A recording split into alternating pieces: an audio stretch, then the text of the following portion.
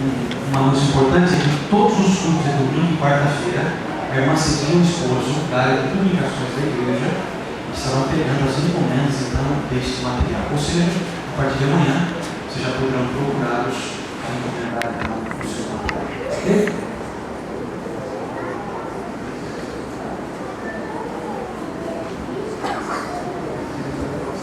Eu fiquei sabendo que hoje nós tivemos uma nova doxologia aqui, não é isso? Quero parabenizar a equipe de música da igreja pela iniciativa de, nesse ano, alternar algumas músicas para que elas não sejam mecânicas, né? Mas que a gente cante com o coração. O ancião aqui, o professor Guilherme, que estava dizendo que ficou muito bonito o sinal. E esse é um projeto experimental. A equipe de música está testando as músicas, vendo, analisando, juntamente com a condução da igreja. Nós estamos trabalhando de maneira isolada. O objetivo, meus queridos, é crescermos em muitos aspectos, inclusive no louvor. Eu peguei nas acacias e não consegui pegar toda a parte do pena. Mas eu espero muito em breve poder ouvir a nossa nova doxologia. Amigos, nessa manhã eu trago como título do meu sermão o quinto evangelho. Todos nós sabemos que a Bíblia ela apresenta 4 evangelhos inspirados e escritos. Quais são eles? Mateus, Marcos, Lucas e João. Deixa eu fazer uma pergunta aqui para você. Desses 4 evangelhos, qual é o seu predileto? Qual é aquilo que você mais gosta? Quantos gostam mais de Mateus? Gosto mais de Lucas. Tem poucas mãos. Quantos preferem o evangelho de Marcos? Levante a mão. Os preguiçosos Não de é ler. menor, não, né? Quantos preferem o evangelho de Lucas? Opa, o maior número prefere Lucas. E quantos preferem o evangelho de João? Acho que é por isso que tem tanto João no mundo. A maioria prefere o evangelho de João. Você sabe qual é o nome do meu filho, né? Lucas. Porque você vai descobrir que esse é um dos meus evangelhos prediletos também. São livros muito interessantes. Afinal de contas, são livros inspirados. É a palavra de Deus. Porém, estão surgindo por aí alguns evangelhos apócrifos, evangelhos falsos, com distorções a respeito da vida de Jesus. E aí é onde vão as nossas preocupações. Esses evangelhos falsos têm trazido estragos e disseminando incontáveis heresias. Deixa eu só dizer o primeiro, deixa eu reconhecer de vocês. Tempo atrás foi lançado um livro, número 1 em vendas nas livrarias do mundo todo. Se não bastasse, além desses livros, foi criado também um filme. Hollywood criou um filme a respeito disso, o Código da Mente. Quem já ouviu falar sobre esse livro? Eu vi. Aqueles que leem o livro perceberam que a ideia é afirmar que Jesus ele casou-se com Maria Madalena. E como fruto desse relacionamento amoroso, nasceu uma filha. E o nome da filha chama-se Sara. Eu nunca encontrei isso nos 4 evangelhos inspirados. É um evangelho apócrifo. Além desse evangelho, eu quero apresentar aqui algumas outras menções que andam acontecendo no mundo afora. Por exemplo, há um filme chamado Os Amores de Jesus Cristo. É como se o interesse primário de Cristo fosse casar, fosse se envolver com a mulher, ou ter filhos, e na verdade esse não era o interesse de Jesus. Um outro, a última tentação de Cristo, simbolizando a tentação do sexo oposto. E se não bastasse, e agora irmãos, eu tenho que dizer isso para vocês, há 2 anos atrás, houve uma campanha mundial para que um filme não fosse rodado, não tivesse nas locadoras, um filme que fala de Jesus, ele se envolveu com pessoas do mesmo sexo, apresentando um Jesus homossexual. Choca os seus ouvidos isso, sim ou não? O meu também. Porque tudo aquilo que eu tenho lido nos evangelhos, eu não encontro um Jesus assim. São ideias deturpadas, são puras bobagens, mas bobagens perniciosas, perigosas, que têm desviado multidões incautas e para conhecer um Cristo que não é verdadeiro, mas sim um Cristo falso. Amigos, qual é a diferença desses evangelhos para os evangelhos falsos que estão apontando por aí. Eu quero falar nessa manhã sobre os evangelhos também. Cada um deles apresenta a Bíblia, na Bíblia, cada um deles apresenta uma perspectiva da vida de Jesus sobre uma diferente perspectiva, uma ótica diferente. Em cada evangelho, os ensinos a respeito de Cristo, ele vem acudir o ser humano em suas múltiplas necessidades. E nesse dia eu quero começar falando pelo primeiro, Mateus. Abra sua Bíblia em Mateus. Esse é o primeiro evangelho. Deixa eu ver as mãos de novo aqui. Quais são aqueles que gostam mais de Mateus? Levante a mão. É muito bem. O maior de todos os evangelhos, Mateus. E nós vamos falar um pouquinho sobre esse livro. Amigos, o evangelho de Mateus, ele faz a divisão do Velho e do Novo Testamento. Em suas páginas, o autor aqui, ele tenta transmitir a ideia de um Messias anunciado, ou seja, um rei messiânico. Para se ter uma ideia, a palavra rei aparece aqui para Jesus 15 vezes em Mateus, quando em Marcos e em Lucas aparece apenas 12 vezes. Você vê que a ênfase de Mateus era apresentar um rei messiânico, um Jesus que viria aqui para resolver os problemas da humanidade. Ele também é um evangelho didático. 60% desse evangelho é dedicado aos ensinos de Cristo. Por exemplo, nós encontramos o primeiro discurso dele, que é o Sermão da Montanha, e o último discurso de Cristo, que é o Sermão Escatológico, falando dos eventos finais, que nós conhecemos ali no finalzinho do livro de Mateus. Mateus também ressalta o poder da palavra de Cristo. É nesse evangelho que diz que com a palavra Jesus purificou o leproso, com a palavra ele acalmou a tempestade, com a palavra Jesus ressuscitou os mortos. O centurião, reconhecendo esse poder, ele disse assim: manda, dizendo para Jesus, manda com uma só palavra e o meu filho será curado. Ao que Jesus respondeu, nem mesmo Israel ouviu tamanha fé. Mateus achou tão interessante aquilo. Quando o centurião disse, manda com uma só palavra, que vai ser curado. Mateus disse, olha, aqui está o Jesus, que tem poder na palavra. Então, resumidamente, qual seria o perfil de Jesus no livro de Mateus? O perfil de Cristo no livro de Mateus é um rei messiânico com o poder da palavra.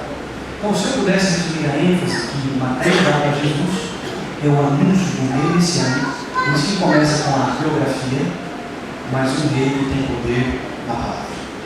Deixa eu ver agora. Quantos preferem Marcos? Você já levantou a mão, mas não lembra. Olha, no universo aqui de uns 550 membros, 3 pessoas preferem Marcos. Eu não sei se isso tem a ver com o seu temperamento, tá? Depois você me fala. Sabe por quê? Marcos é o evangelho mais dinâmico de todos eles. Talvez você seja como Marcos, né? Já vai direto ao ponto, sem enrolação, já para conhecer o milagre, as coisas que Jesus fez. Marcos não perde tempo. Aqui o evangelista, ele dá importância, não dá importância para as questões biográficas como Mateus. Ao contrário, ele prefere dar atenção aos atos de Jesus, aos milagres de Jesus. Ele vai direto ao cerne da questão do poder de Jesus. E é por isso que em Marcos, se você abrir ali em Marcos, no capítulo 1, versículo 1, olha que interessante, nós lemos assim: princípio do Evangelho de Jesus Cristo, Filho de Deus. Ele começa o Evangelho com a palavra princípio. Princípio é a causa motora, é o fator eficiente, é a causa generativa de todas as coisas, de qualquer fato. Então é um evangelho dinâmico. Olha, esse é o princípio do evangelho, Marcos já vai direto ao assunto. Um evangelho muito dinâmico. Porém, há um perfil de Jesus que você encontra em Marcos, que você não encontra nos outros evangelhos de forma tão explícita. A preocupação de Marcos era apresentar Jesus como servo dos servos. Em outras palavras, Marcos queria em seu evangelho ensinar uma grande lição. Se você quer ser grande aos olhos de Deus, seja como Jesus e sirva mais. Aos olhos de Deus, grande é aquele que é mais servo, não é aquele que manda mais, mas é aquele que serve mais. Então, em resumo, o perfil de Jesus em Marcos é o servo dos servos. contrariando a expectativa judaica. Vamos para o próximo, Lucas. Quantos aqui preferem Lucas? Só para me lembrar. Só para eu lembrar. Bastante gente. Eu dei o meu nome para o meu filho de universidade. Eu gosto demais desse evangelho, eu vou explicar para vocês. No evangelho de Lucas, Jesus ele é apresentado aqui como o Filho do Homem, como aquele que incorpora as nossas dores, as nossas angústias e nos restaura. Só o médico mesmo para escrever dessa maneira. Alguém que conhecia as necessidades do ser humano, tanto física quanto necessidades também mentais. E Jesus é apresentado em Lucas como um gracioso Salvador, como alguém que atende às nossas necessidades. A exemplo disso, olha que história magnífica. Ele chega para Zaqueu e diz assim: Zaqueu, desce rapidinho dessa área. Eu estou ansioso para passear na sua casa, estar contigo na sua casa. Olha que coisa maravilhosa. Zaqueu, um dos mais rejeitados entre os homens, nem era recebido no templo naquela época. Não era visto como alguém religioso, como alguém temente a Deus. Chega Jesus e diz assim: Zaqueu, desce depressa. Todo mundo virou as costas para você, mas eu não. Eu quero estar na sua casa. Então Lucas, ele dava importância a esses acontecimentos, mostrando Jesus como um gracioso Salvador, atendendo múltiplas necessidades das pessoas. Não só Zaqueu, uma das parábolas mais lindas da Bíblia é do filho pródigo. E você vai encontrar essa parábola onde? Em Lucas. Olha que história fantástica essa. Então essa era a preocupação de Lucas. Lucas procurou mostrar Jesus como alguém que atende toda a humanidade em suas diferentes necessidades. Portanto, não seria errado dizer que Lucas é um evangelho universal, que mostra o desejo de Jesus de salvar todas as pessoas. Se eu pudesse resumir a intenção de Lucas, não sei se estou certo. Não quero ter a pretensão de dizer que eu sei o que ele está pensando. Mas por tudo aquilo que estudamos no livro de Lucas, se eu pudesse resumir qual é a intenção dele, a mensagem principal, eu acho que está em Lucas 19, verso 10, quando ele diz assim: porque o Filho do Homem veio buscar e salvar aquele que estava perdido. Essa é a ênfase do Evangelho de Lucas. Agora em João, meus queridos, a maioria é João, né? Levante a mão de novo aqui. Quantos preferem João? Eu vou dizer uma coisa, hein? Eu estou pregando para uma igreja, pelo menos a igreja, uma igreja acima da média, relacionada aos assuntos intelectuais, uma igreja com um QI mais elevado. Olha, sabe por quê? De todos os evangelhos, João é o mais difícil de ser compreendido, de ser interpretado. É o mais difícil. É o evangelho mais curto. Esse evangelho, o evangelho de João, apresenta Jesus como verbo divino, como aquele que procede da eternidade, que sempre esteve na companhia de Deus e um com Deus, e que agora, ao se tornar carne, se tornou um conosco. Olha que confusão. Por isso que em tantos concílios que aconteceram na história deste livro, um dos temas mais debatidos sempre foi a natureza de Jesus. E João tenta resolver isso nesse evangelho. Ele para mim. É um dos evangelhos mais complexos para ser compreendido. Porém, meus irmãos, que evangelho maravilhoso. Eu consigo entender em João que a natureza divina e humana se coexistindo numa só pessoa para salvar toda a humanidade. Não é bonito saber isso? Por isso que o Evangelho é tão significativo. Portanto, não importa se você gosta de Mateus, de Marcos, de Lucas ou de João, nós encontramos nos 4 Evangelhos tudo o que nós precisamos para a salvação. Amém? Amém. Nós encontramos a pessoa de Jesus. Agora, mais uma pergunta. Aonde está então, pastor, o 5º Evangelho, que é o título do seu sermão? Existe mais algum aqui? Mateus, Marcos, Lucas e João. Alguém falou Atos. Existe algum outro evangelho inspirado? É lógico que a Bíblia toda fala sobre Jesus, mas eu só conheço 4. Qual seria então, meus queridos, o 5º evangelho? Qual seria o próximo evangelho? Abra suas Bíblias em Gálatas, no capítulo 2, verso 20. E o apóstolo Paulo vai tentar responder essa pergunta. Qual é o 5º evangelho? Gálatas, capítulo 4, 2, verso 20.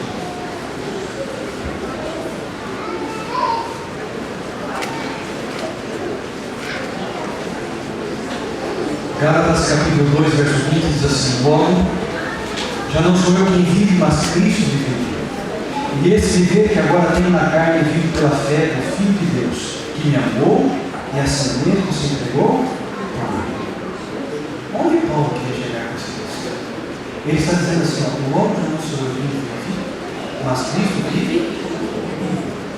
Se os evangelhos têm a função primária de apresentar a Jesus através das páginas escritas da Bíblia, se Paulo está dizendo que Cristo vive em mim, aonde está o quinto evangelho? Hã? Em nós? Eu sou o quinto evangelho. Não o evangelho escrito com tinta e com papel, mas o evangelho segundo a nossa vida. Sabe que os crentes da Galácia, eles haviam se desviado do evangelho da Bíblia. Eles estavam enfrentando algumas distorções da grande verdade espiritual que eles haviam recebido, haviam sido ministrados a eles. E Paulo, preocupado com isso, chegou a dizer: porque de novo sofro as dores de parto, até Cristo ser formado em vós.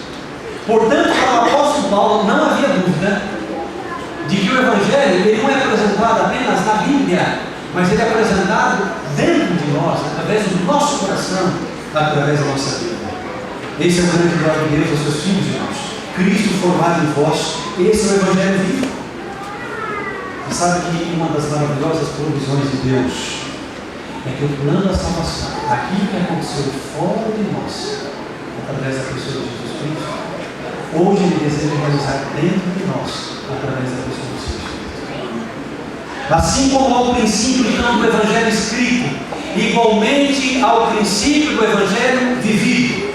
O princípio de viver com Jesus, de andar com Jesus, de ter Jesus em minha vida, isso é chamado também do novo nascimento.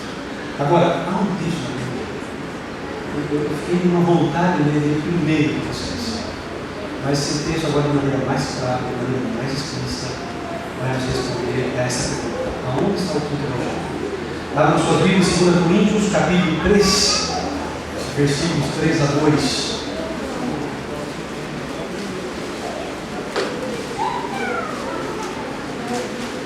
2 Coríntios capítulo 3, versículos 2 a 3.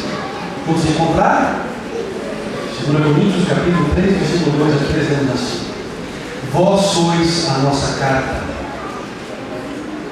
escrita em nosso coração, conhecida e lida por todos os homens, estando já manifestos como carta de Cristo, produzida pelo nosso ministério, escrita não com tinta, mas com o Espírito de Deus vivente, não em tábuas de pedra, mas aonde? Tábuas de carne, isto é, em nossos corações. Amigos, que evangelho é o que Paulo está falando aqui? Aqui ele está falando sobre os 4 evangelhos. Ele está falando sobre as tábuas dos 10 mandamentos desse texto aqui? Não. Ele está dizendo que há um evangelho que não foi escrito nem em tinta, nem em papel, e muito menos em tábuas de pedra, mas que foi escrito onde? No nosso coração. E mais do que isso, ele diz que essa carta, esse evangelho divino, ele é lido por todos os homens. Sabe o que é que me impressiona nessa história, meus irmãos? É que talvez, a minha vida seja o único evangelho que as pessoas ouvem. Isso é impressionante. Durante muito tempo eu não colocava adesivo no meu carro, adesivo como motivo da igreja para as coisas. Porque facilmente, para me andar 150 por hora, 140 era tranquilo. Eu percebi eu corro demais. Eu vi o pastor isso um pouquinho, né? Eu vi a igreja aqui das vacaças, não sei se eu tenho uma multa para chegar aqui. A gente aprende essa corrida, que isso aqui é dentro do programa, pegando muito aqui dentro. Não, faz uma coisa boa, mas eu não me preocupo com isso. Eu me preocupo com coisas simples. Mas que tipo de mensagem que eu estou passando para o mundo? A maior prova de que às vezes as pessoas, o único evangelho que elas vão ver é o evangelho segundo a nossa vida, eu vou dar um exemplo para você. Tempo atrás eu estava dentro do hospital de câncer de Barretos, visitando uma pessoa, estava prestes a falecer, e eu consegui chegar minutos antes de sua morte.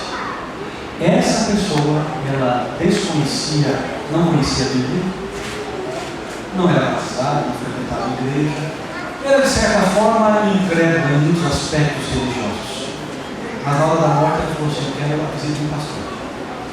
Ligaram para mim, eu perguntei qual é a religião dela. Ela disse que era de tal religião. E aí a capelã do hospital falou assim: só que os pastores de outras religiões não têm vindo aqui visitar. O senhor poderia vir? Eu falei: essa pessoa não levou para casa. Eu vou. Cheguei no hospital, visitei aquela mulher. E assim, irmãos, o último contato que ela teve antes de morrer foi comigo. Segurei os braços dela, falei com elas. Logo que eu saí da sala, como já morreu. Sabe o que me impressiona? Ela não teve tempo de receber o estudo bíblico. Ela não teve tempo de folhear a Bíblia e ler passagens dos evangelhos do tempo. O único evangelho que ela pôde ler naquele instante foi o evangelho segundo a minha. Portanto, isso me leva a uma questão solene, irmãos. Se o meu evangelho vivido for um evangelho apócrifo, um evangelho que não é autêntico, um evangelho que não é verdadeiro, eu posso afastar as pessoas de Jesus para sempre.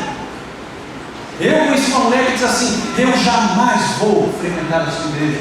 Falei: por quê? Porque lá existe uma pessoa que está fazendo isso, isso e isso. E até hoje tem notícias que ela não tomou a sua decisão para Jesus. Sabe por quê? As pessoas olham para as pessoas e dizem assim: se diz um cristão, acredita no poder de Jesus, mas é engraçado, a impressão que tem é que Jesus não está fazendo nada por eles. Camarada nervoso, bate na mulher, xinga os filhos, não tem paciência com ninguém, nos negócios não é honesto. Mas que Jesus é esse? Eu não quero conhecer esse Jesus, não. Muitas pessoas só conhecerão o Evangelho vivido. O ladrão da cruz não pôde descer da cruz para receber o estudo bíblico. Mas quando ele conheceu o Evangelho verdadeiro, que Jesus disse: você estará comigo no paraíso. Essa é uma verdade solene, irmãos. A salvação ou a perdição de pessoas dependerá em boa medida do que elas vão ter em minha vida, da minha conduta, do meu estilo de vida. Portanto, nós não podemos nos esquivar dessa segunda questão.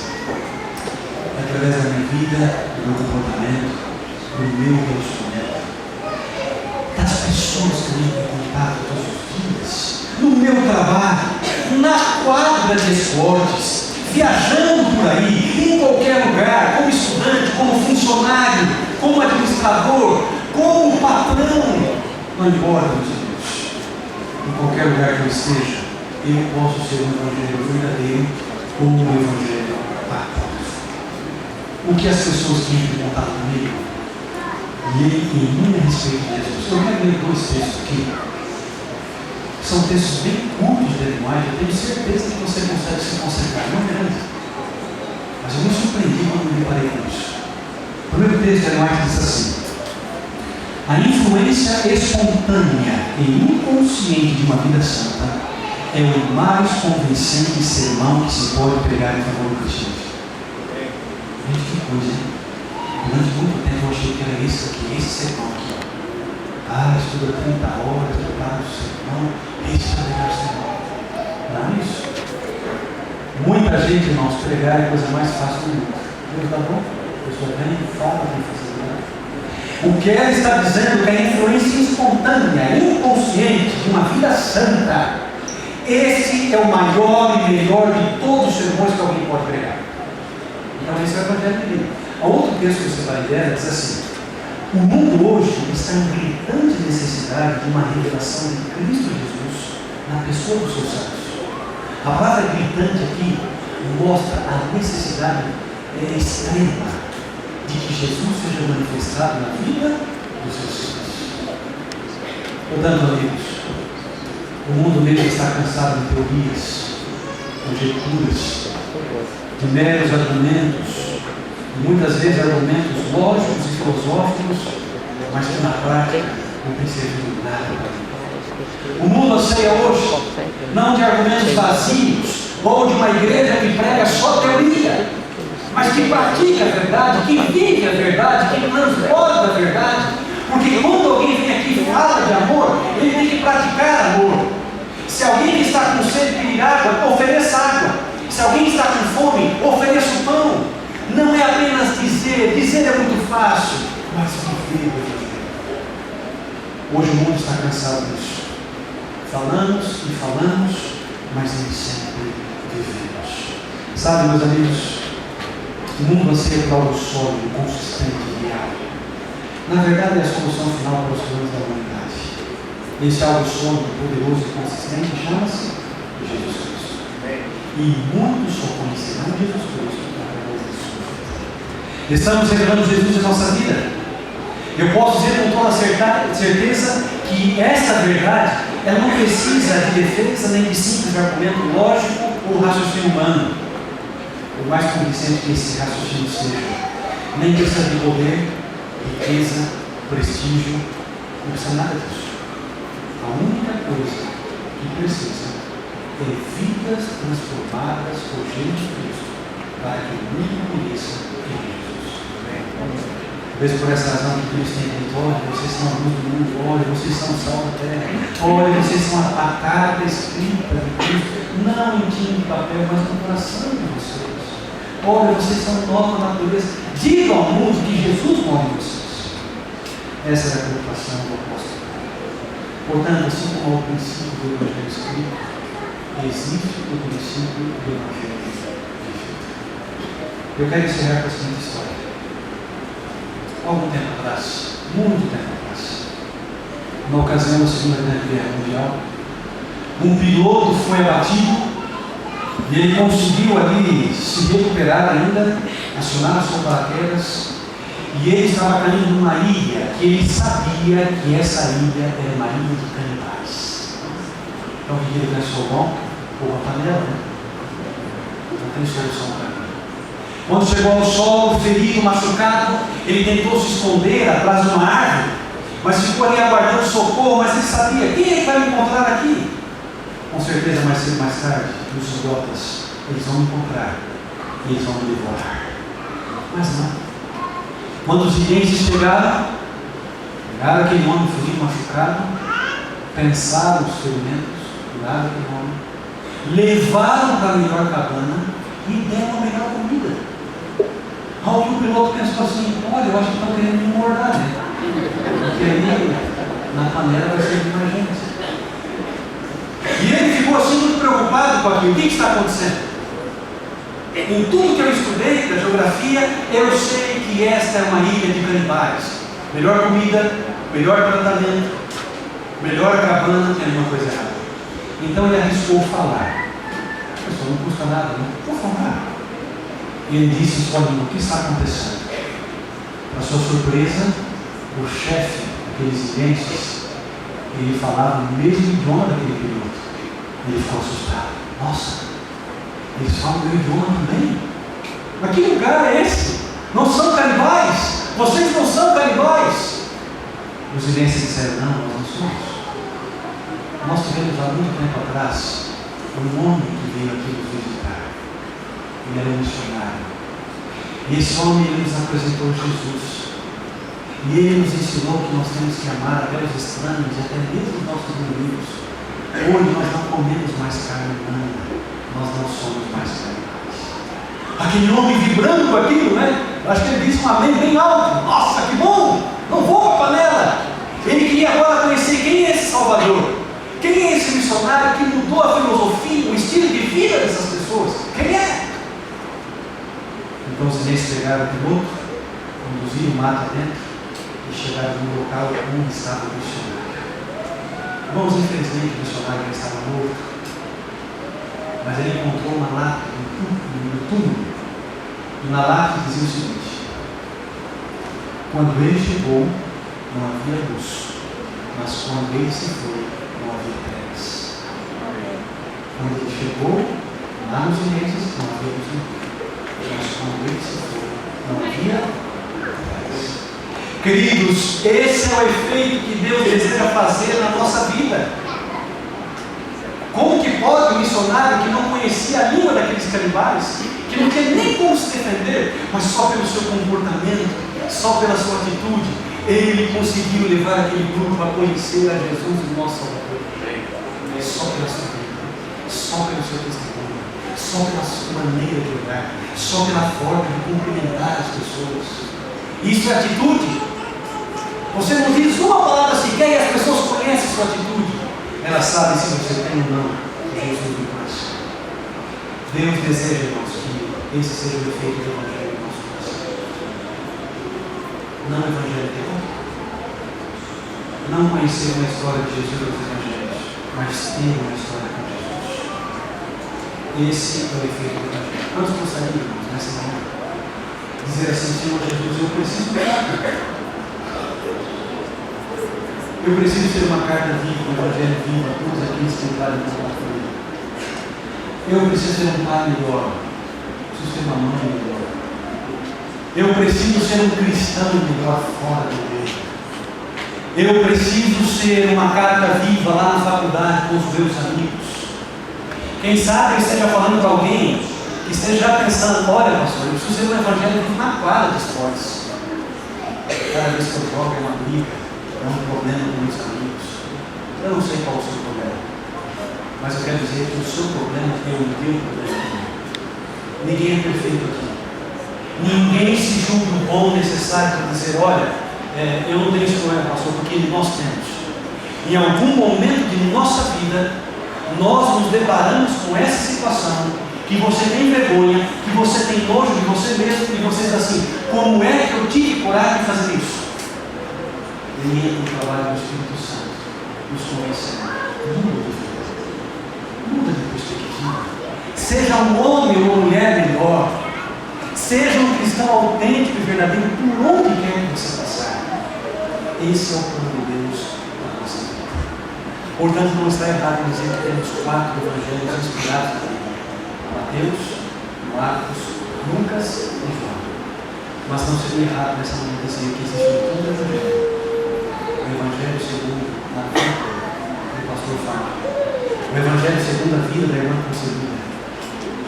É o Evangelho segundo a vida do Gustavo.